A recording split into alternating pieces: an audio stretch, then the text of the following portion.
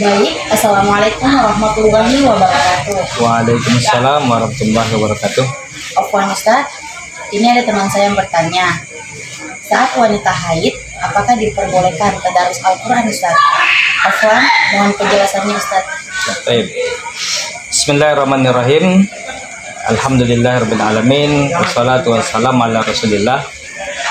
Terkait dengan pertanyaan apakah boleh wanita haid membaca Al-Quran, maka sebelum kita membahas terkait dengan wanita haid membaca Al-Quran, tentu wanita haid menyentuh Al-Quran juga akan kita bahas hukumnya.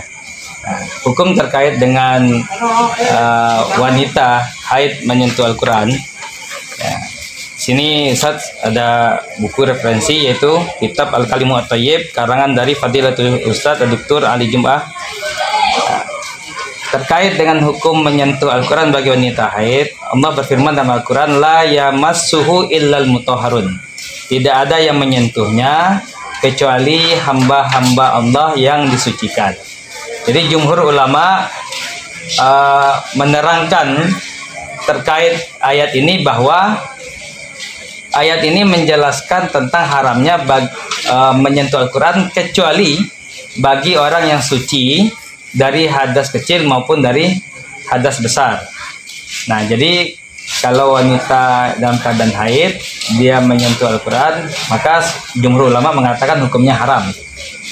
Namun ulama Malikiyah mengatakan alal mazhab al-Imam Malik itu menyebutkan bahwa hukumnya boleh dengan alasan adalah untuk belajar dan mengajar sebagaimana yang disebutkan oleh Al-Alamah Abil Barakat Ahmad bin Muhammad bin Ahmad Ad-Dabbir dalam kitab beliau Asyarhus Shaghir Al-Aqrabil Masalik ila Mazhabil Imam Malik.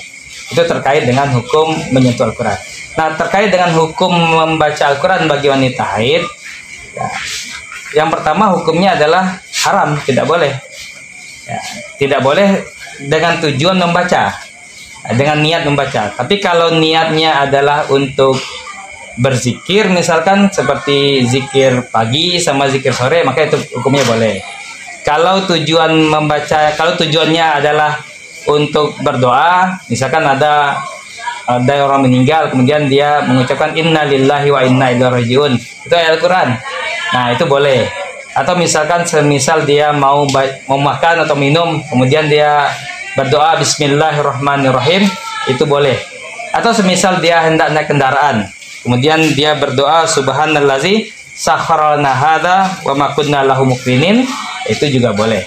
Nah, kemudian yang diperbolehkan juga adalah kalau tujuan atau niatnya adalah untuk belajar dan mengajar. Nah, kalau tujuannya belajar mengajar maka diperbolehkan. Dan yang terakhir yang diperbolehkan itu adalah bagi wanita haid membaca Al-Quran kalau tujuannya adalah untuk memurojaah hafalannya, bukan untuk menambah hafalan. Sebagaimana yang disampaikan oleh Maulana Syahli Jum'ah dalam kitab beliau, Al-mar'atul haidu laisa laha an taqra al-Qur'ana aw talmisahu illa fi halatin wahidatin faqat. Jadi bagi wanita haid dia tidak boleh menyentuh Al-Quran atau membaca Al-Quran kecuali pada satu keadaan, yaitu idza khafat min nisyani mahfuziha. Kalau dia khawatir lupa akan hafalannya, maka untuk memurojaah hafalan diperbolehkan. Tapi kalau untuk menambah hafalan disampaikan di sini ammal hifdzul jadid fala. Sedangkan untuk menambah hafalan yang baru maka itu tidak diperbolehkan. Wallahu a'lam bishawab. Syukran. Wassalamualaikum warahmatullahi wabarakatuh.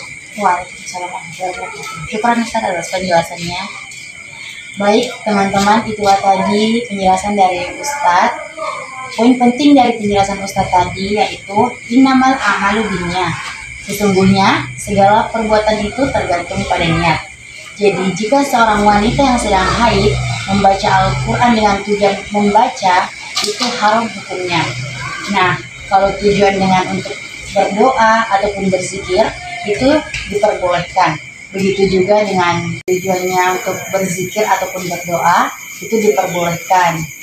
Begitu juga dengan niat belajar ataupun mengajar dan memurojaah hafalan Al-Quran, itu diperbolehkan juga. Tapi tidak boleh untuk niat menambah hafalan Al-Quran. Terima kasih. Wassalamualaikum warahmatullahi wabarakatuh. Waalaikumsalam warahmatullahi wabarakatuh.